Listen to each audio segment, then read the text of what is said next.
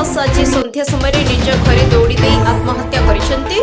आत्महत्यार प्रकृत कारण जनापड़ी नथिले मध्य पारिवारिक कलह को नहीं से आत्महत्या करितबा प्राथमिक भावे अनुमान करा जाउछि।